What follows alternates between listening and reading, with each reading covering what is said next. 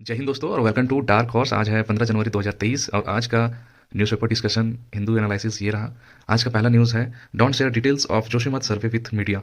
और ये एनडीएमए ने कहा है कि कोई भी डिटेल्स जो जोशीमठ के रिलेटेड है वो आप मीडिया से शेयर ना करें। तो एनडीए में कहा है तो बिल्कुल एनडीए को हमको पढ़ना होगा, क्योंकि ऐसा क्वेश्चन यूपीएससी हमेशा पूछती रहती है कि कोई ऑर्गेनाइजेशन हो जो वर्क कर रहा हो सेंट्रल लेवल पे, स्टेट लेवल पे और डिस्ट्रिक्ट लेवल पे, तो वो पूछती है। तो we have to know about the NDA में। और एनडीए का सबसे पहले फुल फॉर्म है नेशनल डिजास्टर मैनेजमेंट अथॉरिटी, और इसको कॉन्स्टिट्यूट किया गया था 27 सितंबर 2006, मतलब 2006 में किया गया था। इसके पहले की थोड़ी हिस्ट्री अगर जानना चाहें आप, तो जो गुजरात में अर्थक्वेक हुआ था 2001 में, काफ़ी भयंकर अर्थक्वेक हुआ था, तो उस टाइम पे कोई ऑर्गेनाइजेशन नहीं था इंडिया में काम करने के लिए, तो इसको फॉर्म किया गया। फिर उसके बाद कोई भी घटना होती है, जैसे बॉम्बे जो अटैक हुआ था उसके बाद फिर एक एनआईए बना था। तो ऐसा करके कोई भी घटना होती है तो हम सतर्क होते हैं और ऑर्गेनाइजेशन बनाते हैं, कमेटी बनाते हैं। तो national disaster management authority act जो है वो अपना पावर डिराइव करता है एनडीएमए एक्ट ऑफ 2005, और ये एक तरह का स्टेचुटरी बॉडी है क्योंकि ये पावर इनेक्ट कर रहा है किससे, तो गवर्निंग लॉ बॉडी है। और इसके जो चेयरमैन है वो हमारे मोस्ट रिस्पेक्टेड पर्सन जो पीएम मोदी है वो रहते हैं इनके चेयरपर्सन, चेयरमैन, और 9 मेंबर के साथ मीन्स 10 मेंबर हो जाते हैं इंक्लूडिंग पीएम।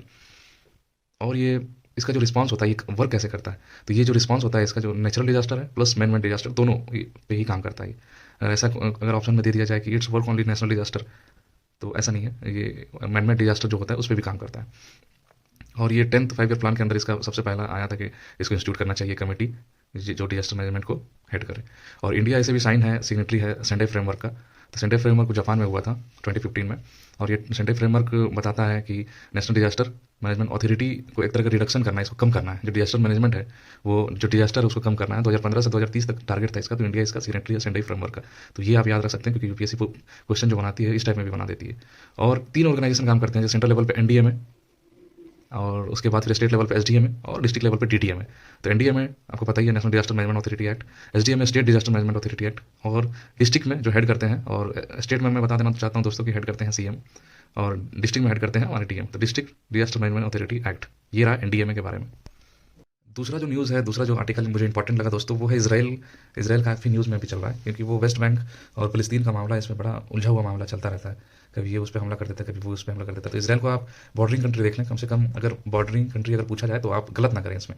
मैंने इसके पिछले वीडियो में बनाया था आपका, और उसमें भी शॉर्ट ट्रिक बताया था आपको, और इस वीडियो में भी बता रहा हूँ शॉर्ट ट्रिक इसराइल। तो इसराइल में जो वर्डिंग आप देख लें, ISRAEL करके है, इसमें से आपको 3 वर्ड लेना है। एस जो सेकंड वर्ड है, एस मैंने ले लिया है, वो आपको दिख रहा होगा यहाँ पे। ई ले लिया, लास्ट का 2 वर्ड ले लिया, ई ले लिया, एल ले लिया, और जे ऐड कर दिया, मतलब SELJ, सेल्ज, इसराइल सेल्ज। सेल्ज करके आप कोड बना लें, इसको याद रख लें। और एस से आपका बॉर्डरिंग कंट्री सीरिया, ई से इजिप्ट है, एल से लेबनान है, जे से जॉर्डन है, और इसराइल का जो कैपिटल है वो तो आपको पता ही है, जेरूसलम। और वेस्ट बैंक में इस पर विवाद चल रहा है, फलस्तीन के साथ विवाद चल रहा है, तो बड़ा कॉन्फ्लिक्ट वाला एरिया है, तो ये आपको याद रखना ही रखना है। और इधर आप देखें कि ये मैंने लिखना शायद भूल गया, ये मेडिटेरियन सी है यहाँ पे, ये मेडिटेरियन सी है। तो इसराइल का कोड बना लें SELJ करके, और मैं तो 100% श्योर हूँ कि आप नहीं भूलेंगे इसका bordering country. S E L तो आपको इसराइल से ही लेना है, जे आपको ऐड करना है। तो जे जॉर्डन ऐसे भी याद रहेगा, जॉर्डन रणबीर कपूर की एक मूवी आई थी उसमें उसका नाम जॉर्डन रहता है, तो ये याद रख लें आप। SELJ, एस से सीरिया, ई से इजिप्ट, एल से लेबनान, और जे से जॉर्डन। जो नेक्स्ट आर्टिकल है दोस्तों, ज़्यादा आर्टिकल आज है नहीं संडे के न्यूज़पेपर में, क्योंकि आज थोड़ा साइंस एंड टेक का दिया हुआ है आर्टिकल और कुछ कुछ पॉइंट्स पे दिया हुआ है, तो ये मिक्सअप करके देता है ऑल ओवर जितने भी वीक्स में होते हैं।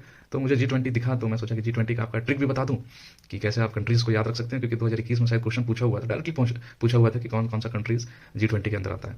और जैसा कि 18 समिट होने वाला है इंडिया में ही, 2023 हेड करने वाला है, तो इसके बारे में आप जान लें G20 के बारे में। तो मैंने एक ट्रिक बनाया है इसका कि गुरु जी सीता अब SSC FCI में जॉब करती है, बस वो मायने नहीं रखेगा क्योंकि जॉब करती है, आप ऐसे ही याद रख सकते हैं। तो गुरु जी जो कैपिटल लेटर में है, गुरु जी सीता अब SSC FCI में, तो इसको आप याद रख सकते हैं दोस्तों। और इसका फॉर्म हुआ था 1999 में, कंट्रीज 19 प्लस यूरोपियन यूनियन, मतलब 20 कंट्रीज ओवरऑल है। तो इसको याद रखने के लिए जी से जर्मनी, सॉरी, जी से जर्मनी, यू से USA, आर से रसिया, यू से UK, JI, जी से जापान हो गया, आई से अपना इंडिया, एस से सऊदी अरबिया, फिर आई से इंडोनेशिया, फिर टी से टर्की, ए से ऑस्ट्रेलिया, ए से अर्जेंटीना, बी से ब्राज़ील, एस से साउथ अफ्रीका, एस से साउथ कोरिया, सी से Canada, F for France, C for China, and I for Italy, M for Mexico and E for European Union. तो ये रहा दोस्तों trick गुरुजी सीता अब एसएससी एफसीआई में। तो ये ट्रिक बिल्कुल 100% आपका काम करेगा, एलिमिनेशन मेथड टेक्निक में आपका काम करेगा। और उसके नीचे मैंने मेंशन किया G8, तो जो G7 हो चुका है। तो इसको मैंने बनाया था GJ फैब्रिक करके, गुजरात फैब्रिक करके। तो GJ फैब्रिक तो आर हटा दें, रसिया हटा दें, क्योंकि 2014 के बाद इसको क्रीमिया वार के बाद इसको हटा दिया गया था। तो GJ फैब्रिक करके याद रख सकते हैं, या GJ फैब्रिक करके याद रख सकते हैं। तो ये हो गया G8 और G20 के बारे में। और G8 को सबसे अच्छा G20 को याद रखने के लिए G8 जो कंट्रीज है वो G20 के अंदर आता है। ओके दोस्तों, ये रहा 2-3 आर्टिकल मुझे इंपॉर्टेंट लगा था। तो ये ऐसा नहीं कि वीडियो में 1-1 घंटे का वीडियो बना लूँ और उसमें कोई यूज़फुल चीज़ें ना रहे। तो उससे अच्छा है कि 1 घंटा आप न्यूज़पेपर में दे दो तो आप पढ़ लोगे। तो जितना क्लियर और शॉर्ट हो सकता है मैं वो कोशिश करता हूँ। ओके दोस्तों, अपना ख्याल रखें। Okay bye, thank you so much, जय हिंद।